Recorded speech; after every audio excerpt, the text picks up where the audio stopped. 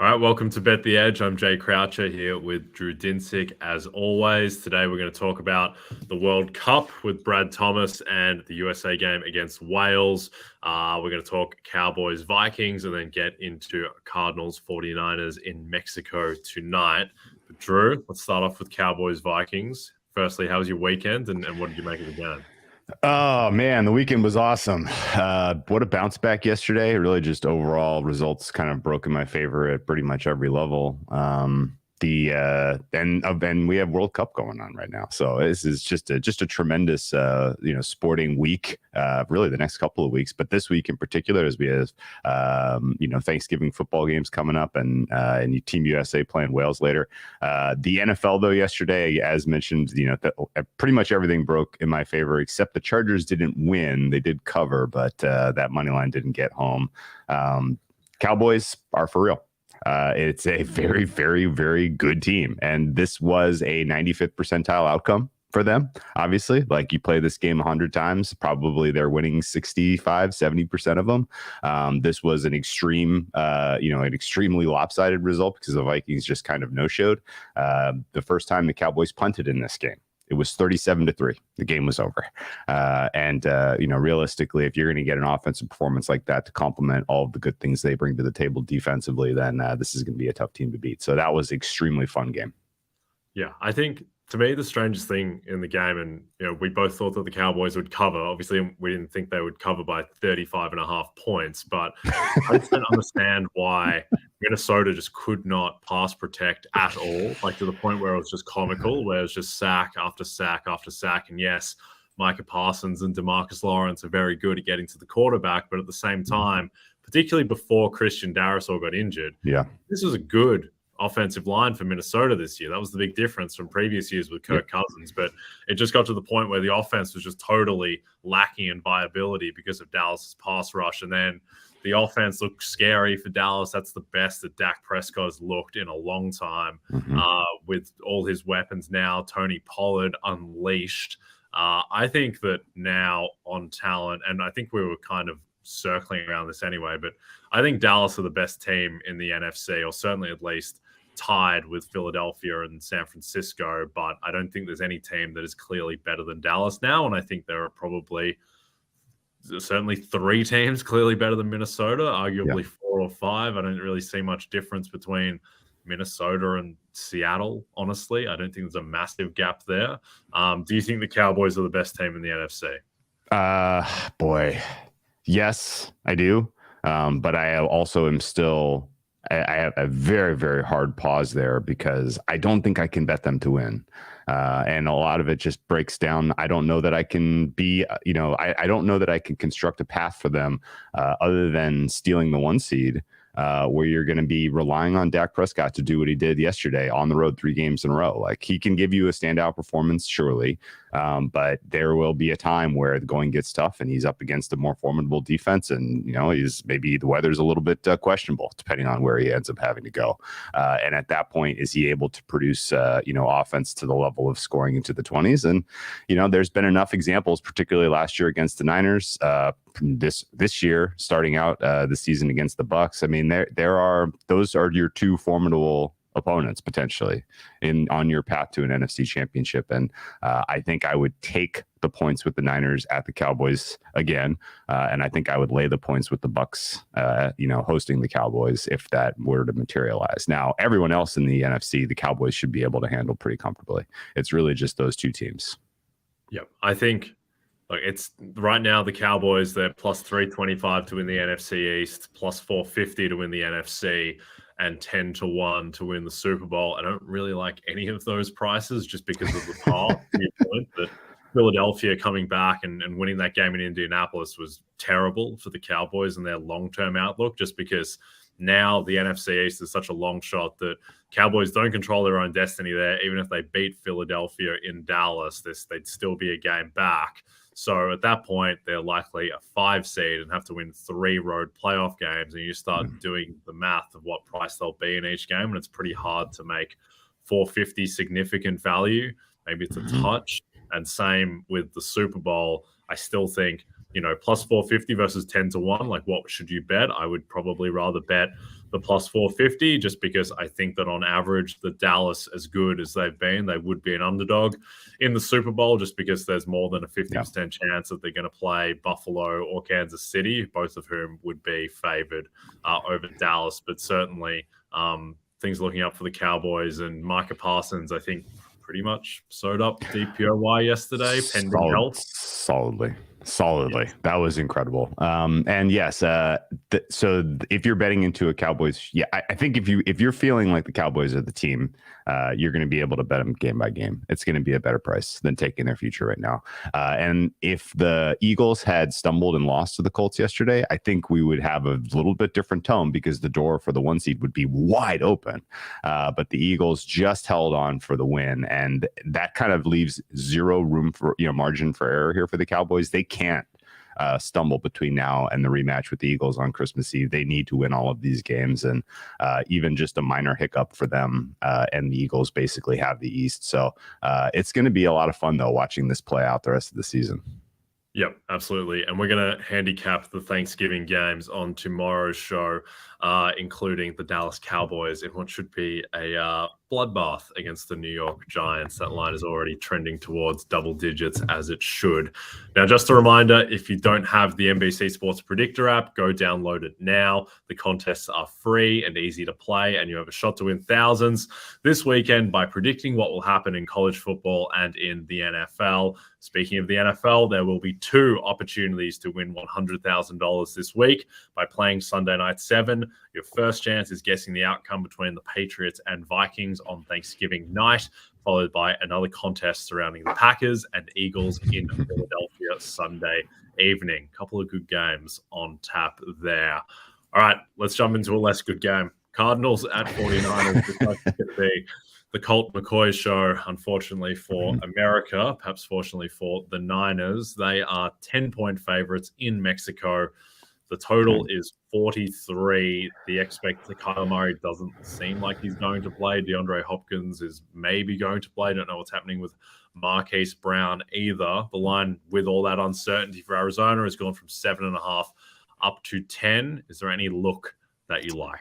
I have a lot of Niners in pocket at prices that you cannot bet into at the moment. So go Niners. I think 10 is fair. And, again, Colt McCoy, if Colt McCoy was 100% healthy, I might be looking for, an opportunity to get like a 10.5 if it gets there on the comeback. See if I can just, shoot for a middle there between 7.5 and 10. But I think realistically, he went out with what looked like a pretty compelling injury last time. So his mobility is now going to be in question. He's going to be a sitting duck behind an offensive line that's banged up against the defensive line that has, as noted, Nick Bosa, one of the candidates for Defensive Player of the Year, runner-up after Mike Parsons. And I would say that, this is a decent opportunity for the Niners to kind of make a statement win. You had a chance last week to do it against the Chargers. You kind of, you messed around in that game. You ultimately get a win that didn't really feel compelling, particularly in the moment. And this is now an opportunity going up against a team that looks to have pretty much called it a season from what I can tell you. I like what the Niners did in general in terms of preparing for this game. They spent the week in Denver, acclimating to the altitude. If you did not know, Mexico City is at 7,500-ish feet. It's well above sea level. And so the Niners going from the Bay Area to Denver to kind of get used to the thin air. I love when teams kind of take that kind of vision in preparation for a game like this. And so every indicator for me says Niners are the side. And, I think the market agreeing is giving me some confidence there, but not loving running to the window and betting a -10 at this point.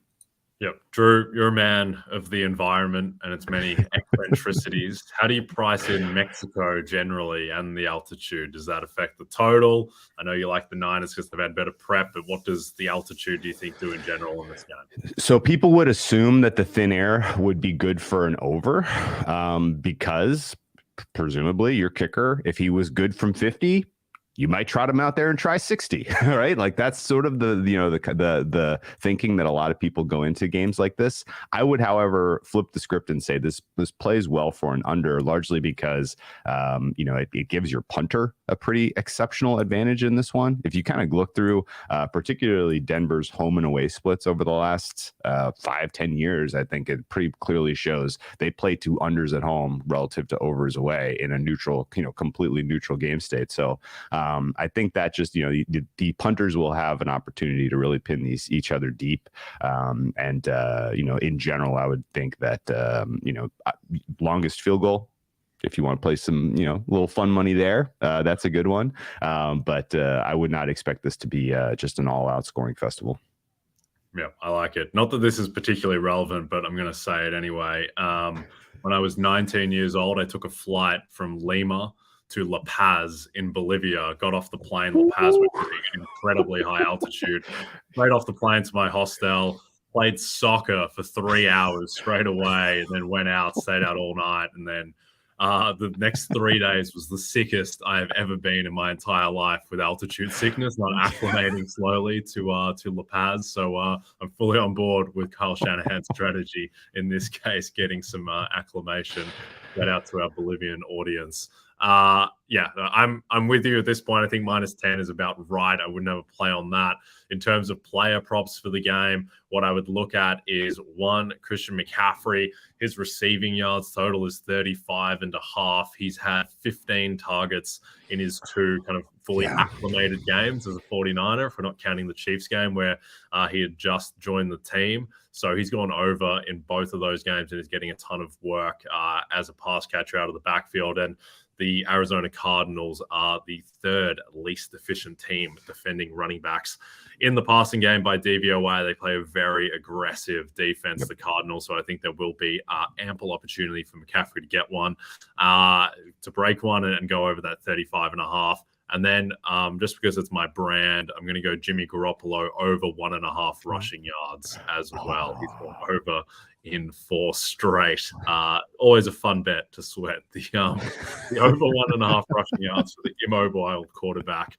I will never forgive Matt Ryan for only getting 1 on Thursday Night Football against the Broncos and not going over 1.5. I think I got screwed by a bad spot there. Yep. Is there anything in particular that you like, Drew, on the player side? No, but I'll ride with you on those. Those are fun looks. I think Garoppolo over picks is probably in play as well. He's a little loosey-goosey with the football out there, and you got a couple of ball hawks in the backfield for the Cardinals. So could see a turnover from old Jimmy G. Okay, I like it.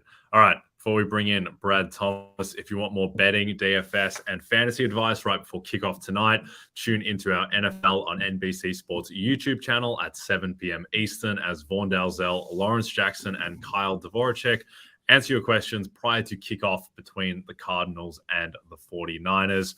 All right, let's welcome in Brad Thomas to chat USA Wales at the World Cup. Brad, I tried to make this a France v Australia segment. Well, shot down, I bet. Talking about USA. In terms of the odds for this game, on the 3-way money line, the USA are +135, the draw is +200, Wales are +220. What do you think about this game? Yeah, naturally I'm going to expect this game to be an under game. Like, if you think about this United States side, they lack the finishing quality or the starters that Greg Berhalter is going to actually play. And what I mean by that is Josh Sargent's probably going to get the start at center forward. And no offense to him, but he just lacks quality in front of net. They have better options, but it's not going to happen. I just think he has some kind of dirty grudge against or some dirt on Greg while he keeps getting the start there. And then if you think about it, out of all the active managers, Greg Berhalter actually owns the record for least conceded goals per game. It's under 0.7 per match. They're going to run out of 4-3-3, so they're going to have the attacking presence. They're going to have guys like Weston McKennie and Brendan Aronson on the wings, being able to service probably one of the best players on this team in Gio Reyna, but they lack a lot in creativity in the front. So that actually leads me to a bet. I'm not going to play the under. I'm actually going to play United States draw, no bet. If this ends up being 0-0-1-1, I want to be able to get my money back. Now, I don't recommend taking anything -140 or around that action. I got a little bit earlier at -125. It's climbed down a little bit to the -130 area, but I still think it's fair to play. This is a Wales side who is, I'd say, serviceable at best. A lot of their acumen or a lot of their A lot of the people think about them is all based on Gareth Bale. And if what we've seen from Gareth Bale from the last year, he's basically an outcast of everywhere he played. Why? Because he's old. He goes to LAFC and everyone thinks Gareth Bale is going to be this massive goal scorer, this massive productor in the MLS, but that's just not a thing. He actually did help them win the title, coming in late, winning that game for them. But I mean, this is a World Cup. There's going to be a lot of games. Opening game, yeah, sure, he might give it a good run, but if you take him off this team, that is not a good team on the Wales side. Their FIFA rankings might tell you something different. United States 16th, Wales 19th, but I'm going to back United States to get it done here. Just too many good players, probably the best USA team we've had in quite some time. They should get this job done. Yeah, healthy as well. It's worth healthy. Wales coming in pretty poor form. They were pretty. I mean, to put it politely, like they were kind of pathetic in Nations League. And I know that's not a perfect barometer for how an international side is going to play, but I think it's there's some signal there. Yeah, excited because after the first result in Group B here, where England just absolutely buried Iran following the goalkeeper getting concussed. This feels like a game that means advancement, right? Yeah. If you can come away with the result here, if you're USA, you're looking at coming through here as either at worst runner up in Group B. So very excited to see how they show up in this contest, and I like your look about the draw no bet, particularly because. The key point is who's going to finish for us, and I don't have the answers. So, do you have any other interesting looks for the group stages as we move into Tuesday and Wednesday coming up?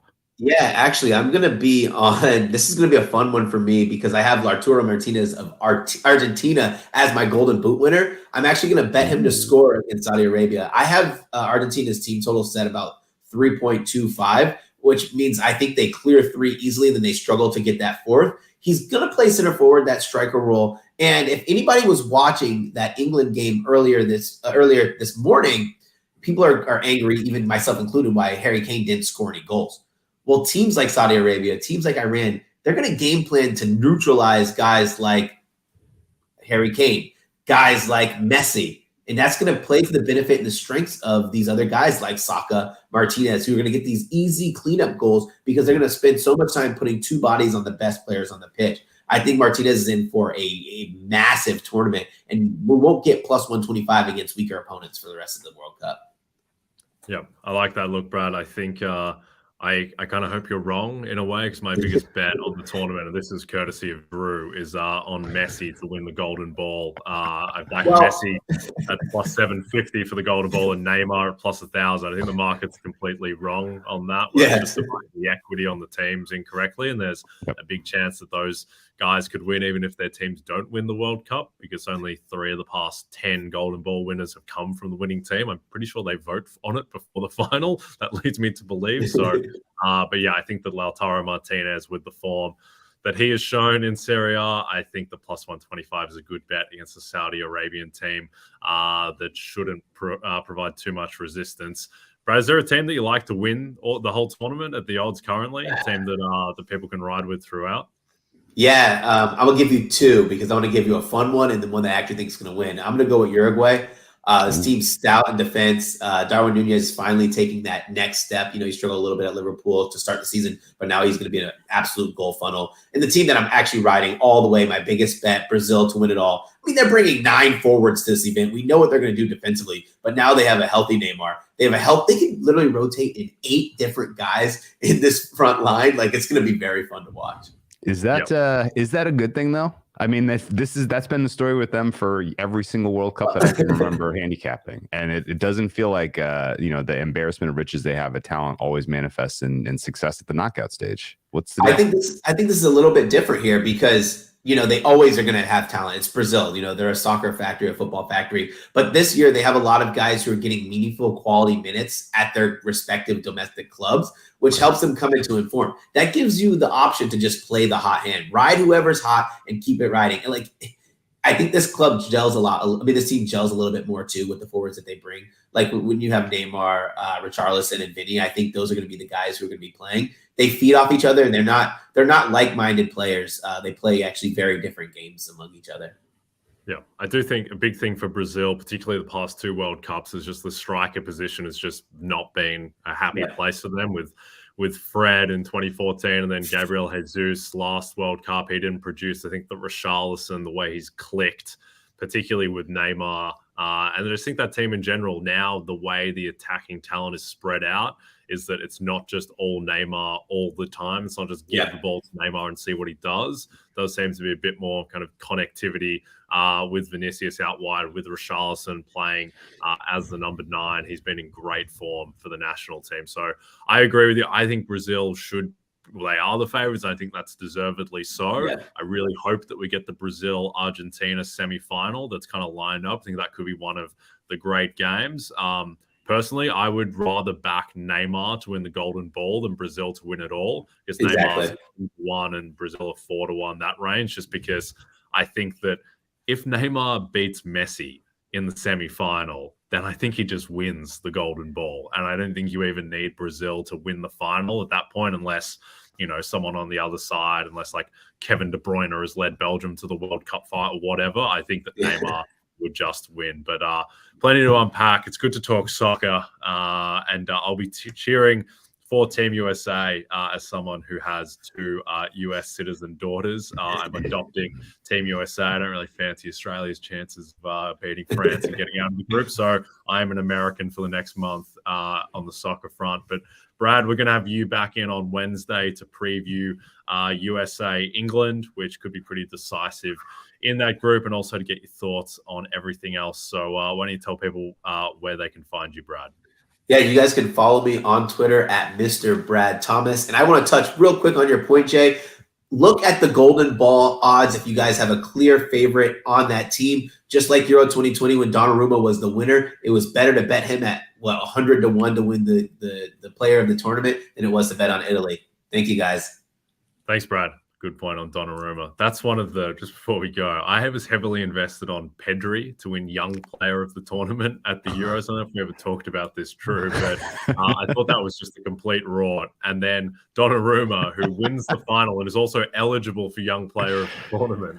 Somehow, Pedri wins Young Player of the Tournament and Donnarumma wins Player of the Tournament, despite also being eligible for the Young Player, which you'd think that he probably should have won by logical definition. But yeah, I would just touch on this lastly, that Golden Ball point. I think that is the way to bet the World Cup. Yeah. Like if you just want a casual interest in the World Cup, that is the value play to back Messi, back Neymar. I know it's not like stereotypically sharp to back the 2 favorites for the award, but in this case it is, because it's not like the NBA where we're looking at like voters are looking at estimated plus minus and going deep into numbers. Like with soccer, with how few widely accessible stats there are to define player performance, it goes on narrative, it goes on legend. And I just think that if Neymar or Messi get to the final, then they will win the Golden Ball. And so can't take credit for this because this was your point, Drew.